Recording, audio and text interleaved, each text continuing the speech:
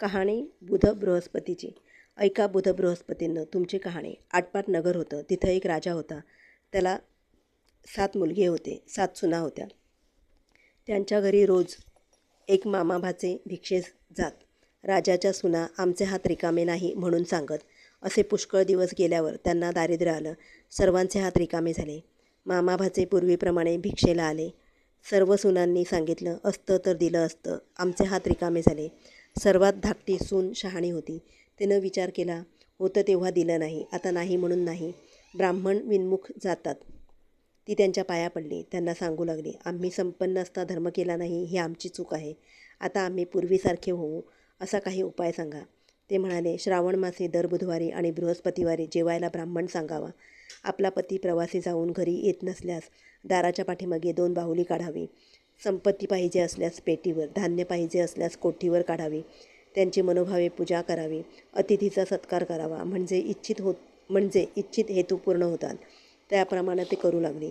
एके दिवशी तिला स्वप्न पडलं, ब्राह्मण जेवत आहेत. मी चांदीच्या भांड्यातून तूप वाढत आहे. ही गोष्ट तिनं आपल्या जावांना सांगितली.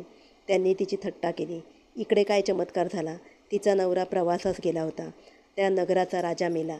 गादीवर दुसरा राजा बसल्याशिवाय प्रेत दहन करायचं नाही म्हणून तेथील लोकांनी काय केलं, हत्तीणीच्या सोंडेत माळ दिली व तिला नगरात फिरवली. ज्याच्या गळ्यात हत्तीण माळ घालेल त्याला राज्याभिषेक होईल अशी दवंडी पिटवली. हत्तीणेनं ह्या बाईच्या नवऱ्याच्या गळ्यात माळ घातली. मंडळींनी त्याला हाकलून दिले. पुन्हा हत्तीण फिरवली. पुन्हा त्याच्याच गळ्यात माळ घातली. याप्रमाणे 3दा झालं. पुढं त्यालाच राज्याभिषेक केला.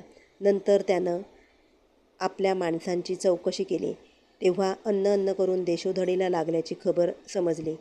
मग राजानं काय केलं, मोठ्या तलावाचं काम सुरू केलं. हजारो मजूर खपू लागले. तिथं त्याची माणसं आली. राजानं आपली बायको ओळखली. मनामध्ये संतोष झाला.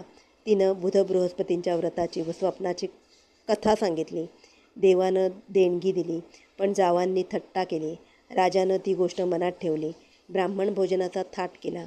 हिच्या हातात चांदीचं ताट दिलं. तूप वाढ सांगितलं. ब्राह्मण जेवून संतुष्ट झाले. जावांचा सन्मान केला. मुलंबाळं झाली.